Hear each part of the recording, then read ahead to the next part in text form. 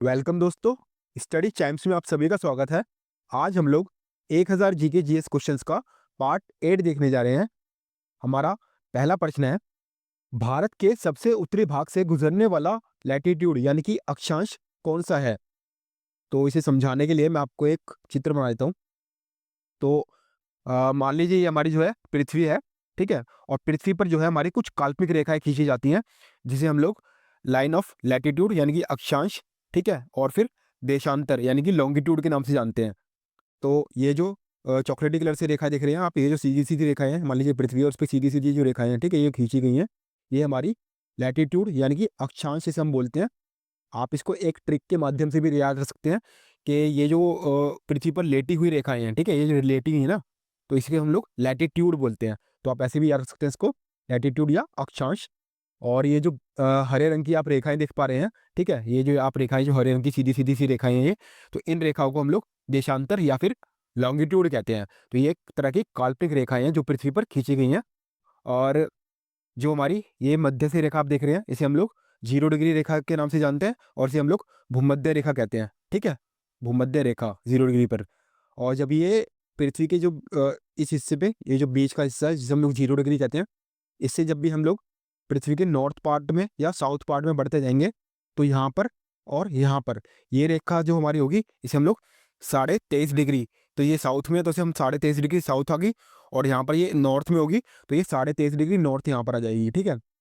इसी तरह से हम लोग जब बढ़ेंगे तो ये जो रेखाएँ हैं साउथ में और नॉर्थ में, यहाँ पर जो है ये 66.5 डिग्री जो है हमारा नॉर्थ हो जाएगा, और यहाँ पर ये 66.5 डिग्री हमारा जो है ये साउथ हो जाएगा। और यहाँ पर ऊपर जो है ये 90 डिग्री हमारा नॉर्थ में और 90 डिग्री हमारा जो है साउथ के अंदर हो जाएगा।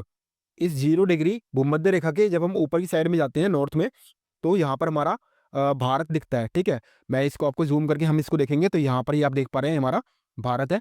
तो भारत के नॉर्थ से लेकर साउथ का जो डिस्टेंस है यानी कि कश्मीर से लेकर कन्याकुमारी का जो डिस्टेंस है, वो टोटल डिस्टेंस हमारा 3214 किलोमीटर। ऐसे ही भारत के वेस्ट से लेकर ईस्ट तक का जो डिस्टेंस है वो हमारा 2933 किलोमीटर होता है। तो भारत के उत्तरी भाग से गुजरने वाला जो लैटिट्यूड है हमारा अक्षांश, वो यहाँ पर हमारा होगा उत्तरी भाग यानी कि नॉर्थ में, ये होगा 37 डिग्री और 6 मिनट। ऐसे ही अगर आपसे साउथ में पूछा जाए कि कितना अक्षांश या लैटिट्यूड होगा, तो हमारा होगा 8 डिग्री और 7 मिनट। अगर आपसे ईस्ट में पूछा जाए तो ये होगा हमारा 97 डिग्री और 25 मिनट। और अगर आपसे वेस्ट में पूछा जाए पश्चिम में भारत के, तो अक्षांश होगा हमारा 68 डिग्री और 7 मिनट। तो इस प्रश्न के अंदर में हमसे उत्तरी भाग से गुजरने वाला लैटिट्यूड यानी कि अक्षांश पूछा है, यानी कि 37 डिग्री और 6 मिनट। तो ऑप्शन के हिसाब से 37 डिग्री नॉर्थ हमारा सही उत्तर हो जाएगा। हमारा अगला प्रश्न है,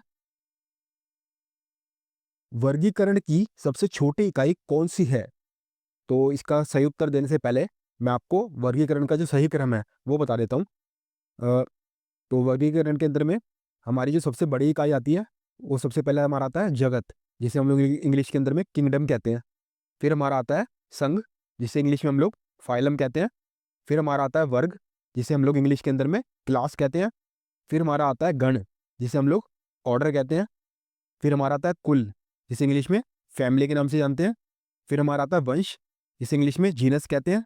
फिर लास्ट में आता है हमारा सबसे छोटी इकाई प्रजातियां, जिसे इंग्लिश के अंदर में स्पेसीज के नाम से जानते हैं। तो हमारी जो सबसे बड़ी इकाई है क्लासिफिकेशन की, वो हमारी होती है जगत यानी कि किंगडम। और जो सबसे छोटी इकाई है हमारी वर्गीकरण यानी क्लासिफिकेशन की, वो हमारी जो होती है प्रजातियां यानी कि स्पेसीज, ठीक है?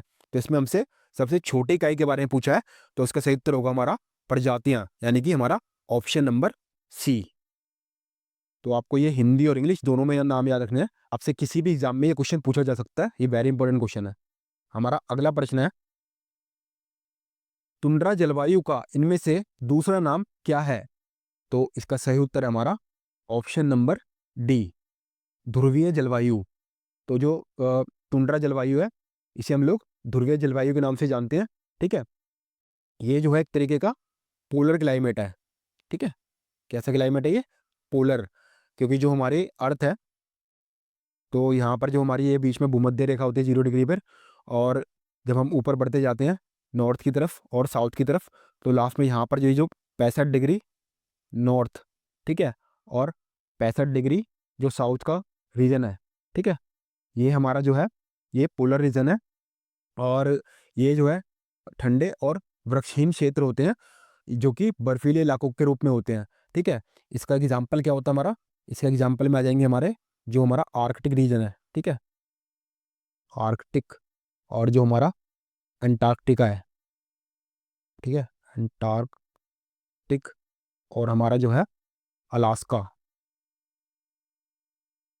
तो ये हमारे आर्कटिक, अंटार्कटिका और अलास्का जो है ये इसके एग्जाम्पल हो जाएंगे। यहाँ पर सबसे गर्म महीने का जो एवरेज तापमान है वो 10 डिग्री से भी कम होता है। ठीक है, एवरेज जो टेम्परेचर है वो 10 डिग्री से भी कम होता है यहाँ का। और इसके अंदर में यहाँ पर जो है परमाफ्रोस्ट पाया जाता है। ठीक है, क्या पाया जाता है, परमाफ्रॉस्ट। तो ये जो परमाफ्रॉस्ट है ये जमी हुई मिट्टी की परत होती है, ये परत गर्मी में भी जमी रहती है। और यहाँ पर जो है कोई भी जो है पेड़ नहीं होता। और इस इलाके के अंदर में हमारे एस्किमोस पाए जाते हैं जो कि जो इग्लू होता है। ठीक है, इग्लू एक बर्फ का घर होता है, वो इग्लू के अंदर में रहते हैं एस्किमोस। ठीक है, और यहाँ पर जो है हमारे पोलर बियर और जो आर्कटिक फॉक्स है वो पाई जाती है। तो ये वेरी इंपॉर्टेंट क्वेश्चन है। हमारा अगला प्रश्न है, न्यायिक समीक्षा की अवधारणा को इनमें से किस देश के संविधान से लिया गया है? तो इसका सही उत्तर हमारा ऑप्शन नंबर ए, यूएसए। न्यायिक समीक्षा, जिसे हम लोग इंग्लिश के अंदर जुडिशियल रिव्यू के नाम से जानते हैं, ये हमने यूएसए के संविधान से अडॉप्ट किया है।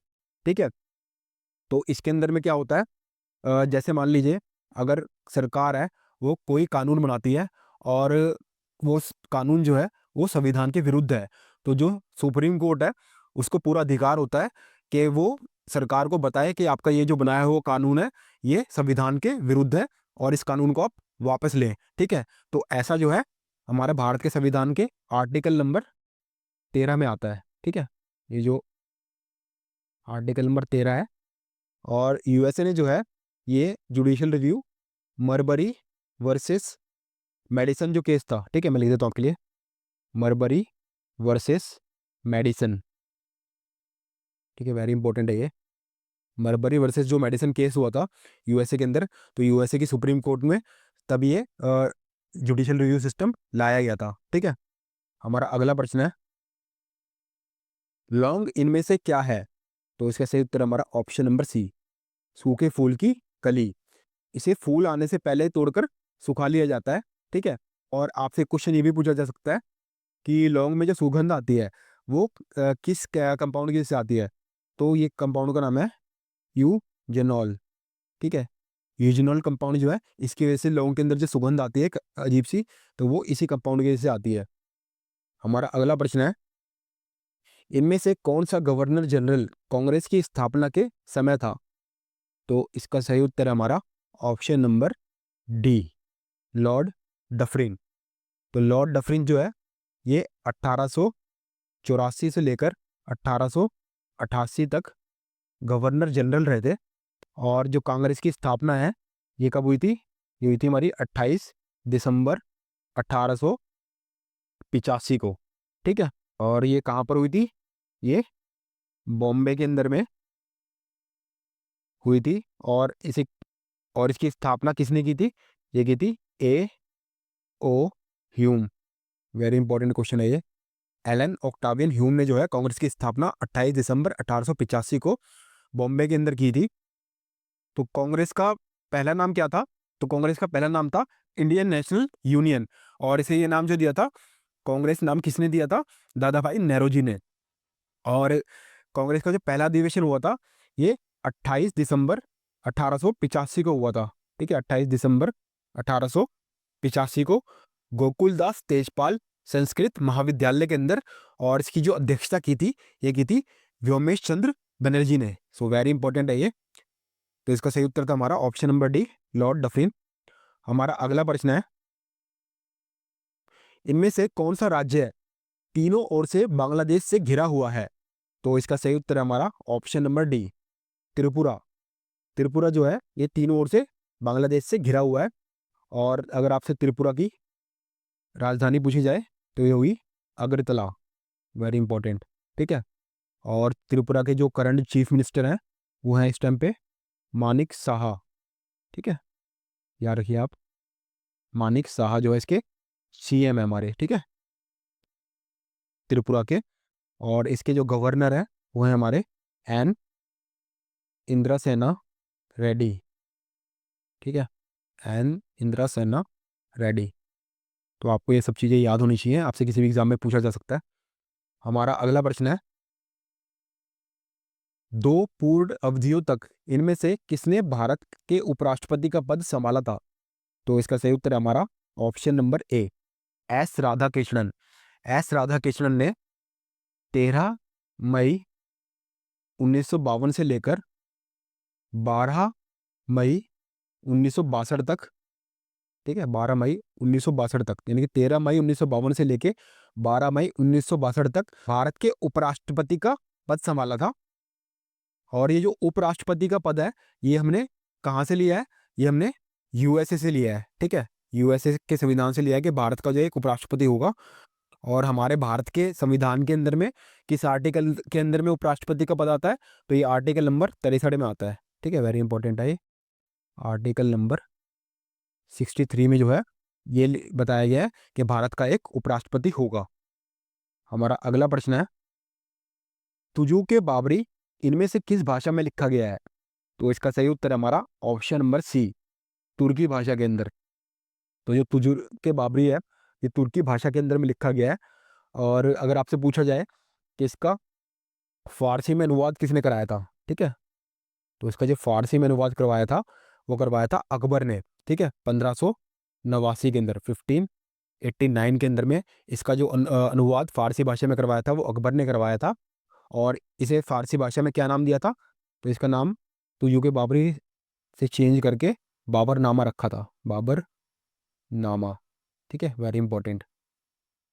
और मैं आपको जो है बाबर के बारे में कुछ इंपॉर्टेंट पॉइंट्स बता देता हूँ। तो बाबर बाबर का जो असली नाम था वो था ज़हीरुद्दीन बाबर। और इनका जो जन्म हुआ था वो 24 फरवरी 1483 को हुआ था फरगना में, ठीक है, ये फरगना मध्य एशिया के अंदर में एक जगह है। और बाबर जो था ये मुगल वंश का संस्थापक था। अपनी उदारता के कारण ये कलंदर के नाम से जाना जाता था। और अगर आपसे पूछा जाए कि बाबर की जो मृत्यु हुई थी वो कब हुई थी, तो बाबर की मृत्यु सन 1530 के अंदर हुई थी। और कहाँ पर हुई थी? ये आगरा के अंदर हुई थी, ठीक है। राणा सांगा ने इनमें से किस युद्ध में बाबर के विरुद्ध लड़ाई लड़ी थी? तो इसका सही उत्तर है हमारा ऑप्शन नंबर बी, खानवा का युद्ध। तो खानवा का जो युद्ध था ये 1527 ईस्वी के अंदर हुआ था। और बाबर ने इसमें राणा सांगा को हराया था और गाजी की उपाधि धारण की थी, ठीक है, किसकी उपाधि धारण की थी? गाजी की, वेरी इंपॉर्टेंट है। और पानीपत का जो युद्ध हुआ था इसके बारे में आपको बता देता हूँ। पानीपत का जो युद्ध था ये 1526 ईस्वी के अंदर हुआ था।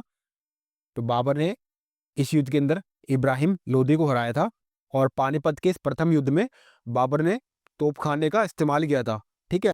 और साथ ही पानीपत के इस युद्ध में बाबर ने जो है युद्ध की एक नीति अपनाई थी जिसे हम लोग टुलुगमा नीति के नाम से जानते हैं, वेरी इंपॉर्टेंट है ये। कौन सी नीति अपनाई थी? टुलुगमा नीति, ठीक है। और ये जो चंदेरी का युद्ध था ये कब हुआ था? ये 1528 के अंदर में लड़ा गया था। और बाबर ने इसमें मैदिनी रॉय को हराया था, ठीक है, किसको हराया था? जो मैदिनी रॉय थे, वेरी इंपॉर्टेंट है ये। और जो हमारा घाघरा का युद्ध हुआ था ये कब हुआ था? ये 1529 के अंदर हुआ था। तो बाबर ने इसमें अफगान के शासक महमूद लोदी को हराया था, ठीक है, किसको हराया था? जो अफगान का शासक था महमूद लोदी, ठीक है। तो वेरी इंपॉर्टेंट है ये, मैंने आपको चारों युद्ध के बारे में बता दिया है। आप इसे एक कॉपी पेन लेकर नोट कर सकते हैं। हमारा अगला प्रश्न है,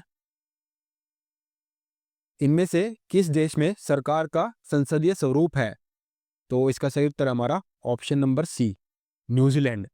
तो न्यूजीलैंड जो है इसका जो है संसदीय स्वरूप है जिसे इंग्लिश के अंदर हम लोग पार्लियामेंट्री फॉर्म कहते हैं, ठीक है, पार्लियामेंट्री फॉर्म ऑफ गवर्नमेंट। तो इसमें क्या होता है, जो हमारी कार्यपालिका होती है वो जो विधायिका है उसके लिए उत्तरदायी होती है, यानी कि जो हमारी एग्जीक्यूटिव है ये लेजिस्लेचर को आंसरेबल होती है। हमारा अगला प्रश्न है, हिंदू विधवा पुनर्विवाह अधिनियम इनमें से कब पारित हुआ था? तो इसका सही उत्तर है हमारा ऑप्शन नंबर बी, 1856 के अंदर में। तो ये जो है 26 जुलाई 1856 को पारित हुआ था। और ये किसके प्रयासों से पारित हुआ था? ये ईश्वर चंद्र विद्यासागर के प्रयासों से पारित हुआ था। हमारा अगला प्रश्न है, काकोरी कांड में राम प्रसाद के साथ और किसको अभियुक्त बनाया गया था? तो इसका सही उत्तर है हमारा option number A, Roshan Lal और अशफाक उल्ला खान। ठीक है, इनको जो है अभियुक्त बनाया गया था। हमारा अगला प्रश्न है, जीव विज्ञान के जनक कौन है? तो इसका सही उत्तर है हमारा ऑप्शन नंबर ए, अरस्तु। ठीक है, अरस्तु जो है ये जीव विज्ञान के साथ साथ जो हमारा जंतु विज्ञान है इसके भी जो है फादर हैं। और जीव विज्ञान जो नाम दिया था ये किसने दिया था? लेमार्क और ट्रेवेनियस ने। ठीक है, ट्रेवेनियस ने। कब दिया था ये? 1802 के अंदर। Very important. हमारा अगला प्रश्न है, पानी में आर्सेनिक की अधिकता से कौन सा रोग होता है? तो इसका सही उत्तर हमारा ऑप्शन नंबर सी, पानी में जब आर्सेनिक अधिक बढ़ जाता है तो त्वचा का कैंसर, और इसके साथ साथ जो हमारा जो फेफड़े होते हैं और जो किडनी का कैंसर होता है। ठीक है, हमारा अगला प्रश्न है, विटामिन ए की कमी से क्या होता है? तो विटामिन ए की कमी से ऑप्शन नंबर डी, रतौंधी यानी कि जो नाइट ब्लाइंडनेस है वो हो जाती है। ठीक है, नाइट ब्लाइंडनेस वेरी इंपॉर्टेंट है, आपको याद रखना है। ठीक है, और बेरी बेरी जो है वो किस लिए होता है? जो विटामिन बी 1 है इसकी कमी हो जाती है तब बेरी बेरी रोग होता है। विटामिन बी 1 का दूसरा नाम थाइमाइन भी है। ठीक है, क्या नाम है इसका? थाइमाइन के नाम से भी इसे जानते हैं। डर्मेटाइटिस क्या है? ये जो त्वचा होती है उसके अंदर में जो सूजन हो जाती है। ठीक है, तो त्वचा की जो सूजन है वो डर्मेटाइटिस होती है। और वी के अंदर हमारा क्या होता है? इसमें विटामिन सी की हमारी कमी के कारण ये होता है। हमारा अगला प्रश्न है, इनमें से कौन सा एक अजैविक संसाधन है, यानी कि हमारा एबायोटिक रिसोर्स कौन सा है? तो इसका सही उत्तर हमारा ऑप्शन नंबर डी, पानी। हमारा अगला प्रश्न है, इनमें से किस भारतीय मिर्च को दुनिया में सबसे तीखी मिर्च माना जाता है? तो इसका सही उत्तर हमारा ऑप्शन नंबर ए, भूत जोलोकिया। ठीक है, यानी कि हमारा घोस्ट पेपर। ठीक है, इंग्लिश में भी नाम याद रखना है इसका, घोस्ट पेपर यानी कि भूत जोलोकिया। ये सबसे तीखी मिर्च मानी जाती है दुनिया की। और ये जो है हमारी नॉर्थ ईस्ट के असम, नागालैंड और मणिपुर में उगती है। और इसका जो अन्य नाम है वो है, इसका दूसरा नाम क्या है? राजा मिर्च के नाम से जानते हैं। और एक नाम और इसका नागा मिर्च। ठीक है, दोनों नाम आपको याद रखने हैं, वेरी इंपॉर्टेंट है भी। हमारा अगला प्रश्न है, ब्लैक फॉरेस्ट इनमें से कहाँ स्थित है? तो ब्लैक फॉरेस्ट पर्वत जो है ये ऑप्शन नंबर बी, जर्मनी के अंदर स्थित है। तो अगर आपसे पूछा जाए कि इसका जो सबसे ऊंची चोटी है वो कौन सी है, तो वो है फेल्डबर्ग। ठीक है, फेल्डबर्ग। ये ब्लैक फॉरेस्ट की सबसे ऊंची चोटी है और इसकी ऊंचाई है वो 1493 मीटर है। हमारा अगला प्रश्न है, 1857 की क्रांति में लखनऊ में हो रहे विद्रोह का नेतृत्व किसने किया था? तो इसका सही उत्तर है हमारा option number D, Begum Hazrat Mahal ने। तो बेगम हजरत महल जो थी ये अवध के जो नवाब थे वाजिद अली। ठीक है, अवध के जो नवाब थे वाजिद अली, ये उनकी बेगम थी। और अंग्रेजों ने इन्हें कलकत्ता भेज दिया था। ठीक है, वाजिद अली को जो है कलकत्ता भिजवा दिया था। बेगम हजरत महल ने लखनऊ में हो रहे विद्रोह का नेतृत्व किया था। 1857 के विद्रोह के कुछ प्रमुख कारण थे, जिनमें से पहला कारण था राज्य हड़प नीति। तो अंग्रेजों ने जो है राज्य हड़प नीति चलाई थी, जिसके तहत अगर मान लीजिए किसी भी राजा के कोई संतान नहीं थी तो अंग्रेज उनकी जो संपत्ति थी उसको हड़प लेते थे। दूसरी हमारी लॉर्ड वेलेस्ली द्वारा चलाई गई सहायक संधि की नीति। तीसरी थी हमारी ईसाई धर्म का प्रचार। और चौथा कारण था हमारा चर्बी युक्त कारतूस का यूज करना। ठीक है, तो 29 मार्च 1857 को बैरकपुर के अंदर मंगल पांडे ने विद्रोह स्टार्ट कर दिया था। हमारा अगला प्रश्न है, बांधवगढ़ राष्ट्रीय उद्यान किस राज्य में स्थित है? तो इसका सही उत्तर है हमारा option number B, Madhya Pradesh. तो मध्य प्रदेश के अंदर में हमारा बांधवगढ़ नेशनल पार्क है। यहाँ पर जो है जो रॉयल बंगाल टाइगर्स है वो पाए जाते हैं। और ये जो है 1968 के अंदर में राष्ट्रीय उद्यान यानी नेशनल पार्क हमारा बना था, और 1993 में से टाइगर रिजर्व बना दिया था। ठीक है, सो वेरी इंपॉर्टेंट क्वेश्चन है ये। So that's it. आज हमने 1000 इंपॉर्टेंट जीके जीएस क्वेश्चंस का पार्ट 8 देखा। मैं आशा करता हूँ कि आपको ये पार्ट काफ़ी पसंद आया होगा। धन्यवाद।